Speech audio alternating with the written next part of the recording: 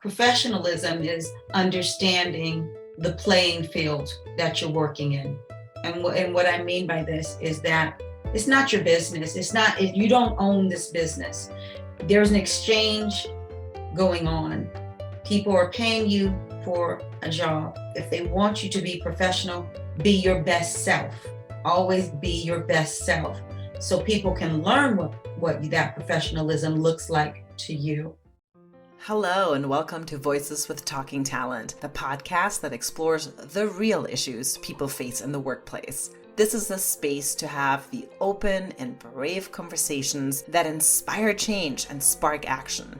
We're Talking Talent, and every week we'll be joined by a different guest. Stay tuned for discussions on the issues that business leaders are trying to overcome and what the future looks like for truly diverse and inclusive organizations.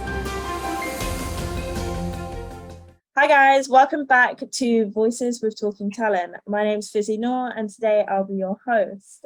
We're discussing the topic of what is professionalism, who decided what that is, and what does it mean to be professional.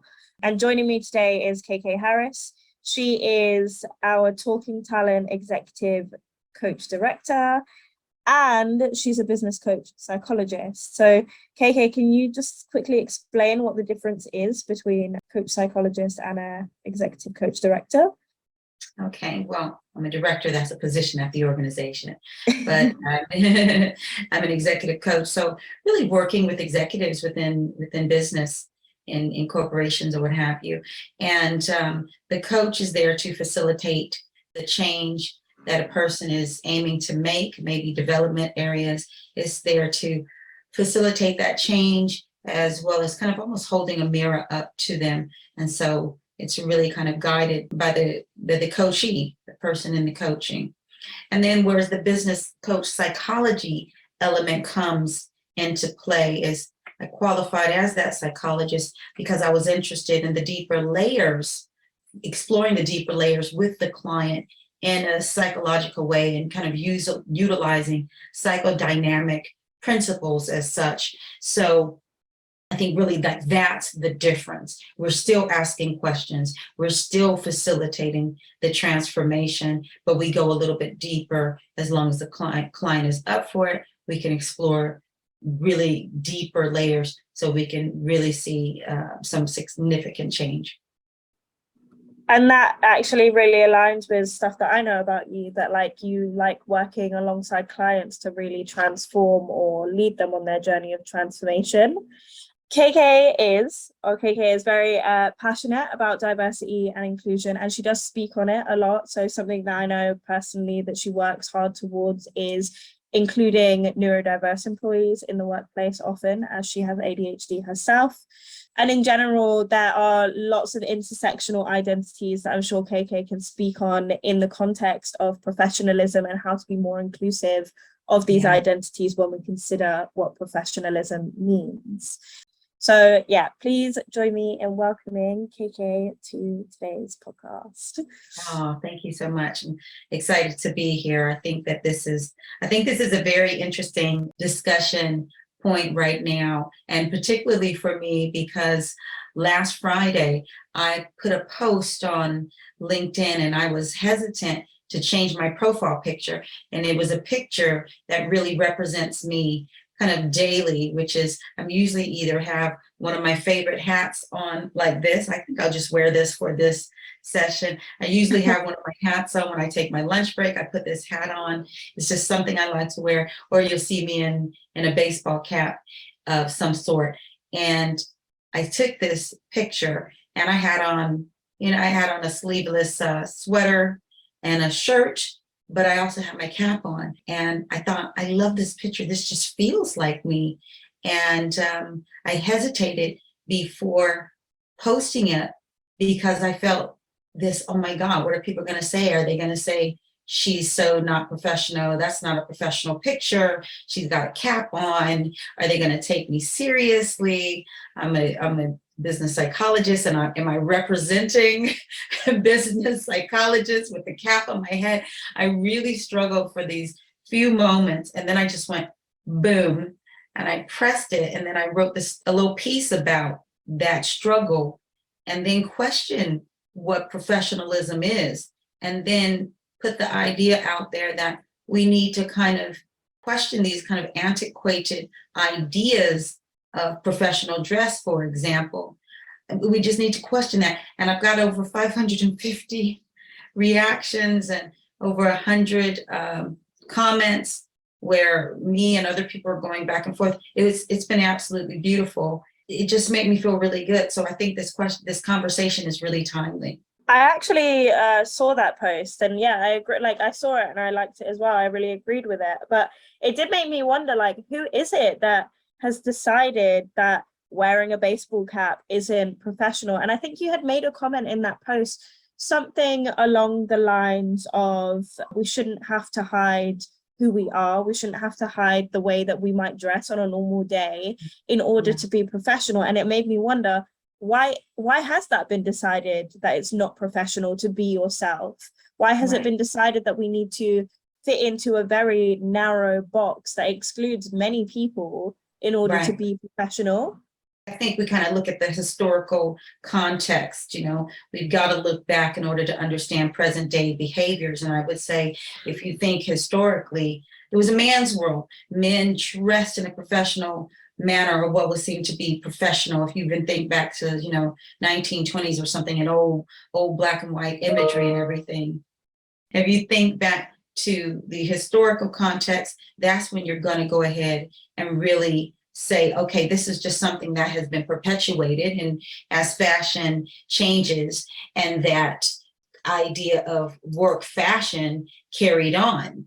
I think that's what we have to kind of understand. Look at the history. And then no one really questioned it, but then they had to question it when women started working out in the office as such. And we're really talking about primarily the office or front facing, say, customer service. Is also, you have to have a professional look, or even in restaurants. It's all of this history, I think, is where we get it from, but no one's questioned it. Yeah. Right? Everybody just has accepted it as the norm. Okay, well, they're doing it, I'll do this. If you go to Next, the department store Next, when it's kind of September, we've got younger people going out to work for the first time in the corporate space, or in these places where they're expected to look professional. You go in there, it's the most boring clothing. The women's selection, it's a pale blue shirt or white cotton shirt, polyester. It's a black suit. It's just something that a lot of people can't relate to. Then we start seeing changes in the last 10 years or so, where you have places like H&M saying, okay, well, we can tweak this look. We can make it a bit more hip and funky. And so we're starting to see the changes. And maybe because of these changes, it's starting to seep into us and say, well, hey, what is professionalism? What is it? When we're talking about dressing, for example, you did kind of mention around what's professional to you is not necessarily professional to me, or it's not quite inclusive, right? Yeah, it's constantly changing as well. Like, and I think that is something that is changing both generationally and because of the circumstances that we've been placed in over the past few years. So like before this call, I was wearing a hoodie, and like for me, that isn't an unprofessional thing, but I think that's because I'm a young person. Yeah. I got my first job during the pandemic, so I'm used to working at home in comfy clothes versus someone older with more experience who's worked in an office in more professional settings than in their home.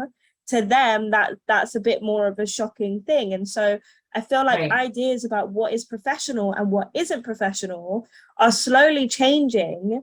But where do we kind of draw the line between setting a boundary of like, I'm willing to make this change to be professional? So for me, not wearing a hoodie isn't a huge change, versus actually, I'm not willing to do that. So for instance, being asked to change your hair as a Black woman, or something like that. Where do we draw the line between, we're going to go along with this because I can understand why that's professional, and coming across as obstinate because you don't want to change certain things? Right. You brought up something important there. There's some key pieces here. It's the kind of changing from the hoodie into something that is still representative of you, and it comes out of your closet, and you're not having to go spend money to go and change to look this so-called professional cookie cutter way, right? We can still, I think there is a certain level of professionalism to adhere to, but not at the extent of losing ourselves and to where we feel uncomfortable. Because if I go dress in outfits from Next, I don't feel comfortable in that look. So I'm going to be feeling, like I said, I'm not going to feel comfortable. I might begin to resent the organization. I might begin to resent working in the corporate space. And if I was, 30 years younger, it might be like, I'm not going to go dress like that to work. You know what I mean? Yeah. If we make it, so here you are, you look fantastic. I love what you're wearing. It's stylish. You got the great background. You look great. The glasses, the big hoop earrings. To me, it's not only cool, it's modern, it's diverse. You are different than a 40-year-old employee. So it shows the diversity. Now, when there is, say, if you're going to the boardroom, right? You're stepping into the boardroom. I personally want to clean up a little bit. I'm going to the board. I got a seat at the table. I want to look the best version of myself. Yeah. That's the thing. Now I'm not going to go look the best version of myself like I look at Saturday night going to get my boogie on, right? Yeah, yeah. Your best professional self. Yeah, my best professional me. Yeah. My best professional me. That's important. Now, I've heard stories of, let's just take as a Black woman, of braids for some time was problematic for some employers. They didn't like that. It was too ethnic, and they would say it's distracting. Even at my daughter's high school here in the UK, some of the Black girls 5, 6, 7 years ago, when she first got there at a boarding school, they were told that their hair was distracting. I mean, how insulting is that? How is someone's hair distracting? There's an issue around inclusion there. So that's problematic, right? If you're saying my hair, I take my braids out, it's an afro. If that's distracting, there's nothing wrong with me. There's something wrong with you. There's something wrong with your culture, your organization. So yeah, when we're trying to tell people, be more like me, whatever group is in there, the dominant group in there, because it makes them feel comfortable, then again, that's some training, some coaching needed from the top down. They need you to step in and give them some coaching. Talking talent, here we go. Have you ever had to step forward and set a boundary in any of your career life? In terms of the way that you dress or the way that you look, and be like, actually, no, I'm not willing to change that for your company? I never stood up to it. I think my first kind of protest was a week ago, putting on my baseball cap. That was my stand up and protest. And even here wearing my hat that I always have on. If I'm on lunch break, my hat goes on, I go out. Right. How did that feel? I know that post got so much engagement as well, and positive engagement. How did it feel to step outside of a comfort zone and do something that you were worried might maybe come across as unprofessional? And you made that caption saying, like, people might see this way, but I'm choosing to be me. How did it feel to make a bold step and receive such positive engagement?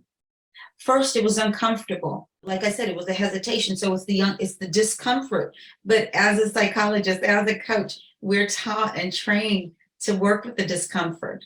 And so there's that hesitation. There's a little bit of discomfort. But then it was whatever. Like, whatever. My people know how I work. The clients I've worked with, the hundreds of people that I've worked with, they know my quality. They know that I put the work first. I put their care first, and so it was uncomfortable, but it felt risky. But at the same time, my goodness, when my phone started pinging, I was like, okay, people really championing it, people saying, I didn't even notice the cap. I noticed your smile, or you look professional to me, or saying statements like, if this is how you show up, I want to work with you. Just some wonderful feedback. To me, that feels like a sign of the times. Like I said, times are changing. To me, that feels like, as someone who has much more experience than me, how does it feel for you to see that in action? Because for me, this is normal. Like, this is my first few years in the working world. Right. So for me, all of this stuff is like very normal, and I would expect that no one should react to you wearing a basketball cap. But I can imagine if you're not used to that reception and you're used to having to look and sound and dress a certain way, that must be a really different experience for you. Absolutely. What's very interesting is I worked for a very big coaching firm prior to Talking Talent.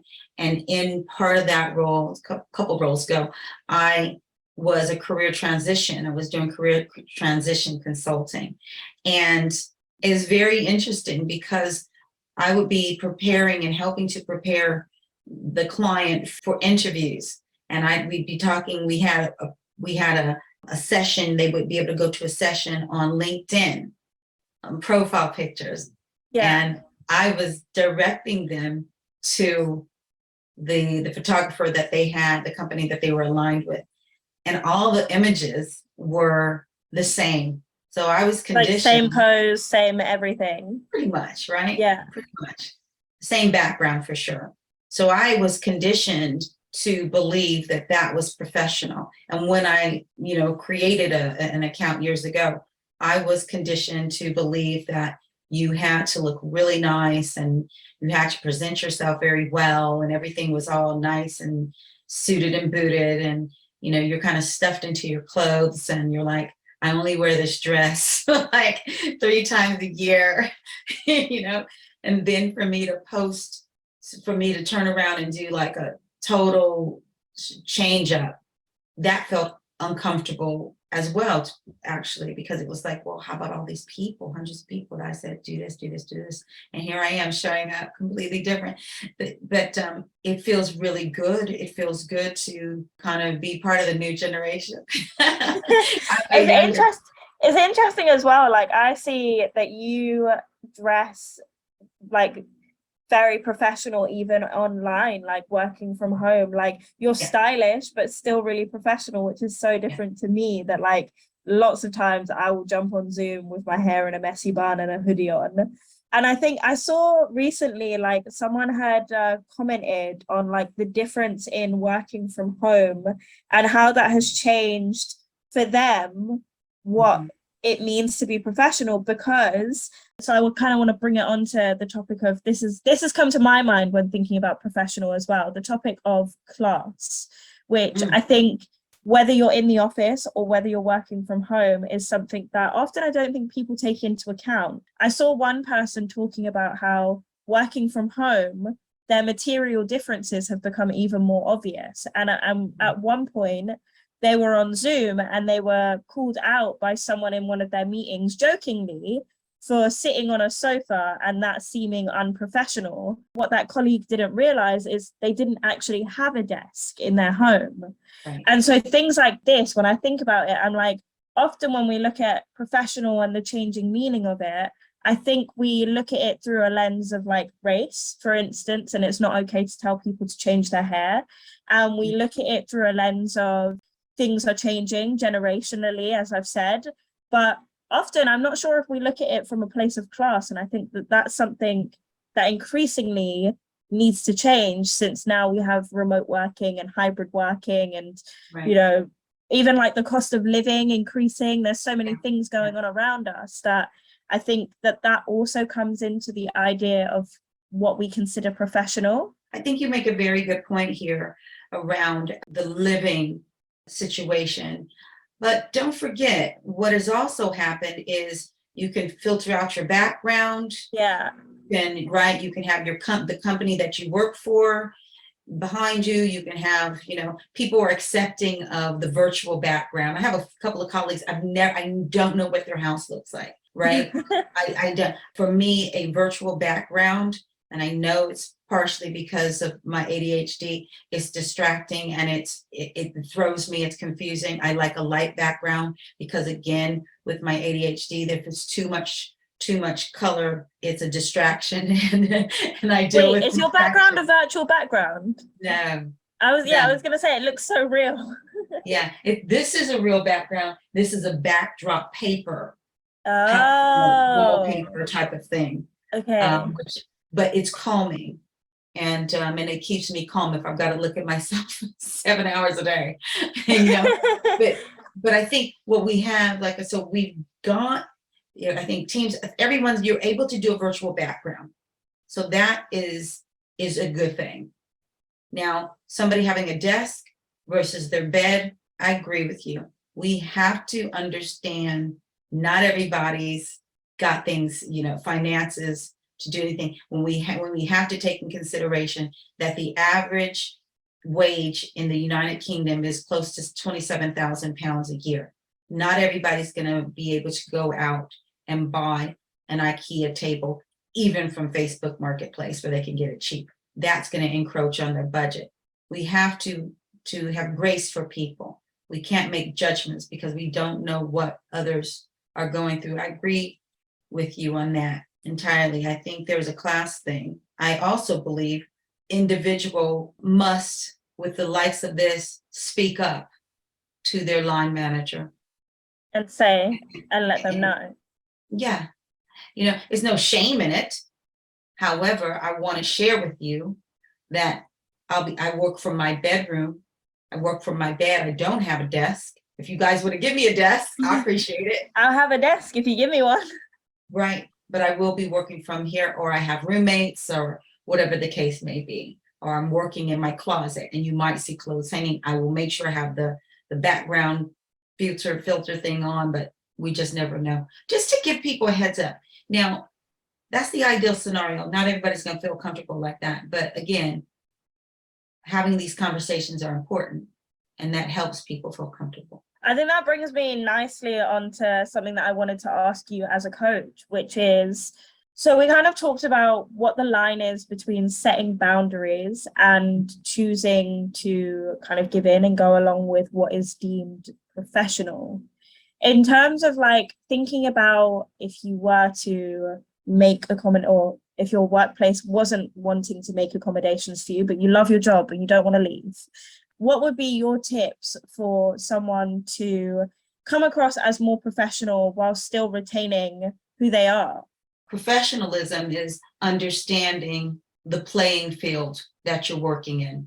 And what I mean by this is that it's not your business. It's not, if you don't own this business, there's an exchange going on. People are paying you for a job. If they want you to be professional, be your best self. Always be your best self, so people can learn what that professionalism looks like to you. And then you make decisions. We make decisions. Now, sometimes an organization may say, this is our look of professionalism, right? If they want you to dress in that way, that is not authentically you, but you need your job, right? You need your job. There's ways around that. There's ways to, is there a budget? Is there a budget that you can give me towards this? Is, secondhand charity shops, right? There are some people who still are antiquated in their ways of thinking what professionalism is. And if it means you're going to lose your job, well, do what you need to do. And, I'm speaking to everyone, and particularly our younger generation coming in, graduates, et cetera, et cetera.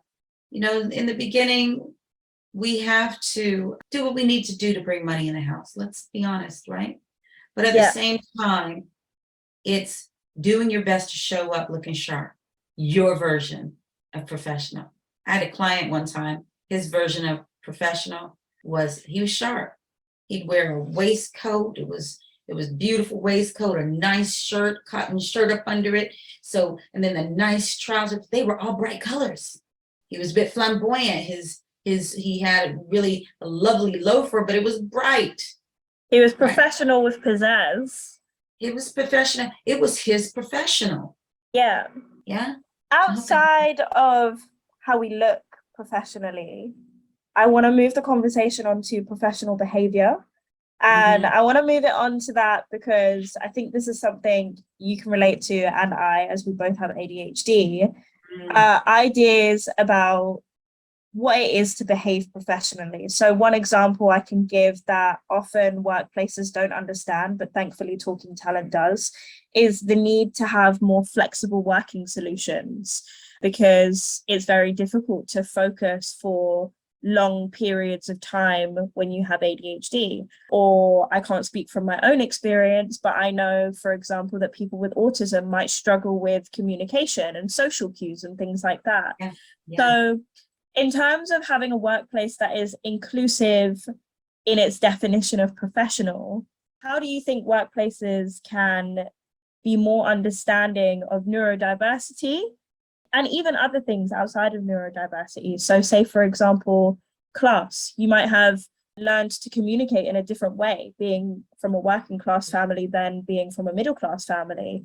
How do we navigate those differences while still having a cohesive culture in terms of what we view as professional? Right. I think what we have to do is we have to broaden understanding of others, of diversity, number one, like everything you mentioned, have an understanding, have an inclusive mindset.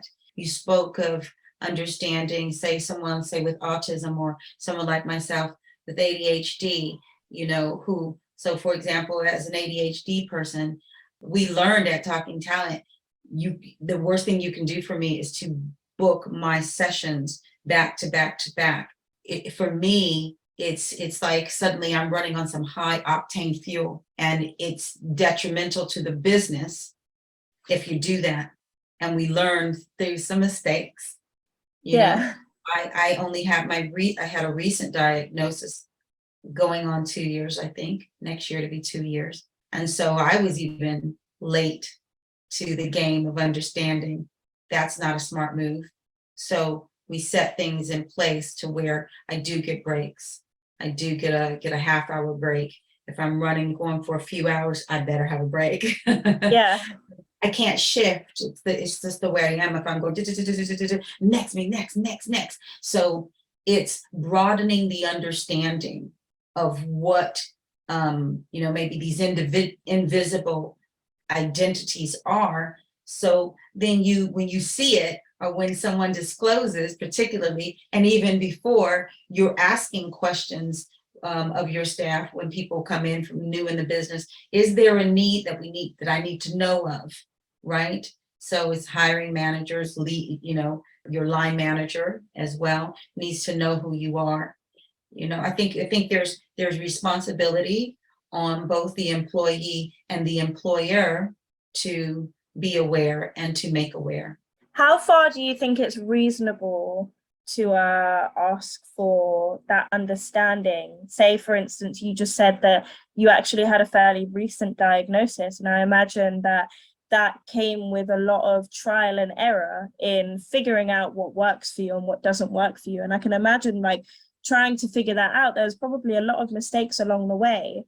How do you think we can ask for grace in your employer understanding it's not that I'm unprofessional, it's that I'm learning how to be professional within the parameters of what I can do? Yeah, of my condition, right? I think, what I realized is that when we're working for an organization, we have to come with a solution. We can't just say, I'm ADHD, you guys figure it out.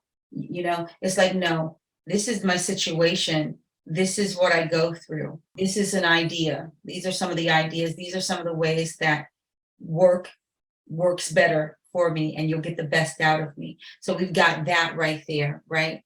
Maybe someone with, say, autism may not be as communicative as that, but if they disclose that they are, because I think that's important, right? It's not, you don't have to, but I think it's important so people don't misunderstand you. If you're willing to disclose that information and say, I just don't know what to do.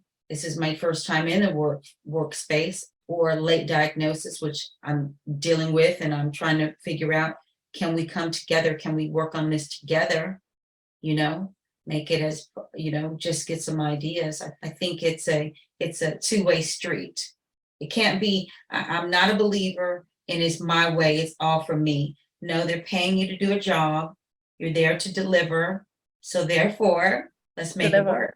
Yeah. Right? Deliver, but let's make it work, right? I want to work. I want to have my job.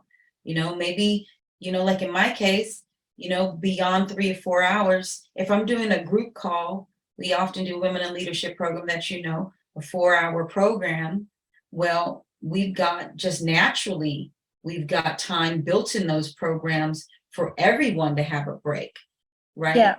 And so it's just, the more I do this work, the more I understand we've got to work as teams, and the onus can't be on one or the other. Speaking of working as teams, what is something that you struggle with and that other people might struggle with professionally that you wish people would understand more and have more?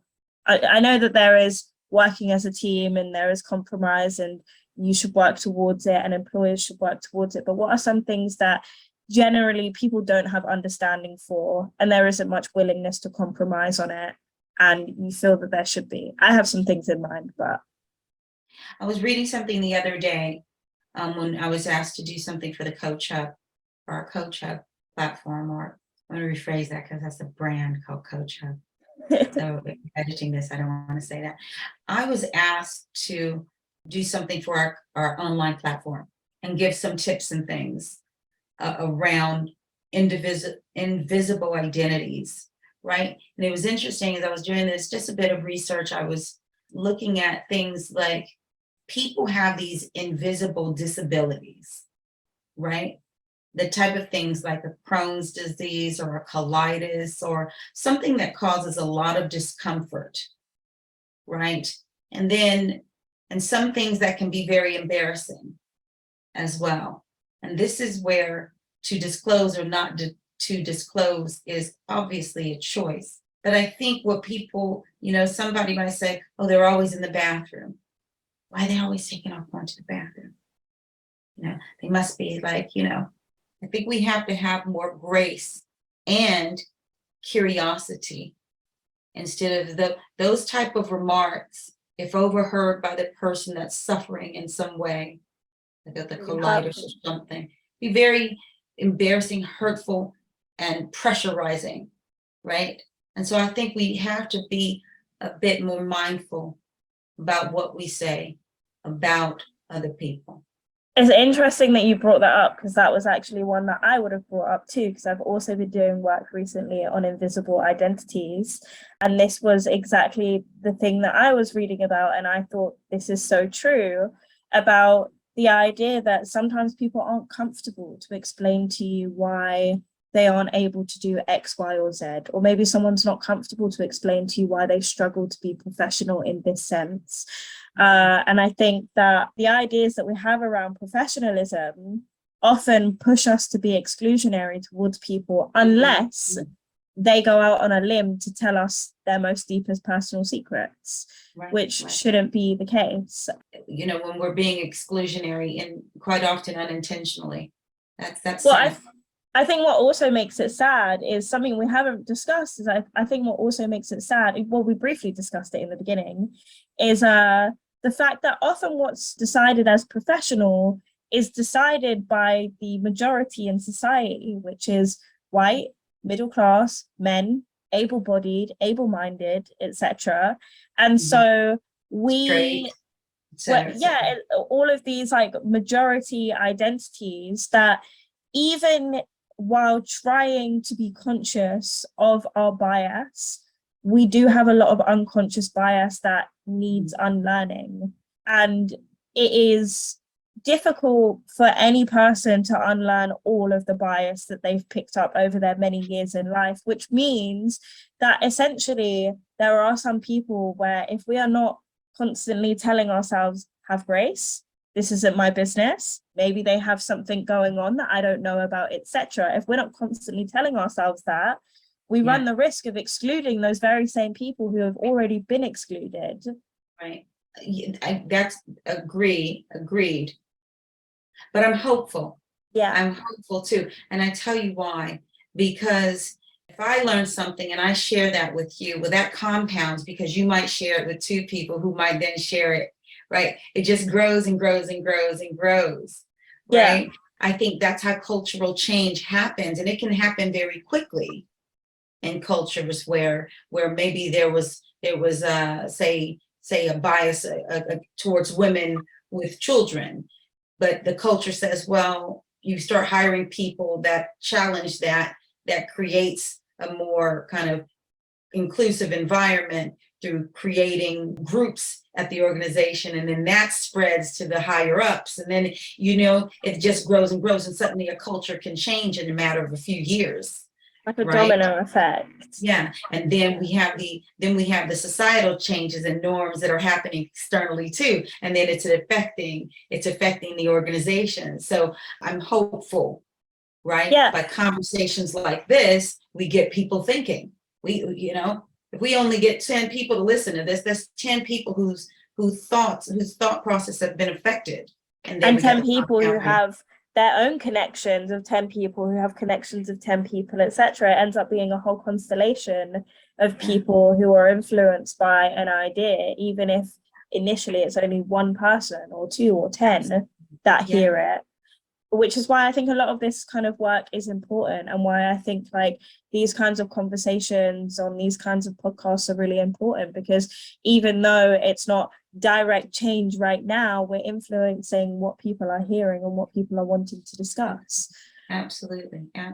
There is a level of it being direct change. If it resonates with the person receiving it, it's change automatic. It's change immediately. A lot of people fail to realize that. I follow Tony Robbins, Anthony Robbins. I keep it here along my Strategize to Win and my other books that I'm always encouraging my coachees to check out. But I love his work. And he says, you can change your habits immediately. Then it's the act of building up that muscle, right? I changed my attitude immediately, and you brought it up. It's like, you've got to be conscientious. You have to be present of mind. And we have a lot of people just going like zombies. I know, go to the right, or get my coffee, go to there, or grab the bread, instead of, noticing what's going on outside and thinking, do I want that coffee? Yeah. Do I want a green juice? Right. So when we become consciously present, then that's when we can implement change continuously. And it's something that takes a long time to really, habits take a long time to form, but even more than habits, worldviews take a long time to change. And that's really what is being tackled here, a worldview about what is professional, or a worldview about any of the topics that we discuss. Yeah. But I'm just aware that we're coming up to an hour. So just to wrap this up, is there anything that you would like to leave listeners with on the topic of professionalism? Yeah. Broaden your understanding of these visible, invisible identities. Question what professionalism is to you, right? And also, would I say this language in front of my mother? If we're talking about professionalism, right? Would I speak the same way? It's almost a common sense thing, isn't it? It's me looking at that picture and saying, I look professional. I do have a baseball cap on, but it matches, actually. I like style. I'm casually professional. That picture is a casual professional, but I just happen to have a hat on. And if you can press publish anyway, then do it. And if you can go and change from, maybe the hoodie is not the right thing, but the very cool black denim dress thing that you're wearing really feels good. And it makes me feel like if my boss came in, I'd feel comfortable standing, asking professional questions if we talk about that conversation. But yeah, I think just be your best you, the best version of yourself, because we are working in an environment with certain expectations, but we can influence change by being the best version of ourselves. I think that's a really great note to leave things on. Thank you so much, KK, for all of your insight. Obviously, I love talking to you all the time. And thank you everyone for tuning in. Please like, share, comment, and have a good evening, KK. See you all next time. Okay, bye. Bye. Thank you for listening. This podcast has been brought to you by Talking Talent. We're a coaching organization that helps you develop, advance, and retain your talent. Together, we can create a more inclusive culture where your people and your organization can thrive. You can visit us online at talking-talent.com. That's talking-talent.com. If you liked what you heard today, please be sure to subscribe and leave a review. Thank you.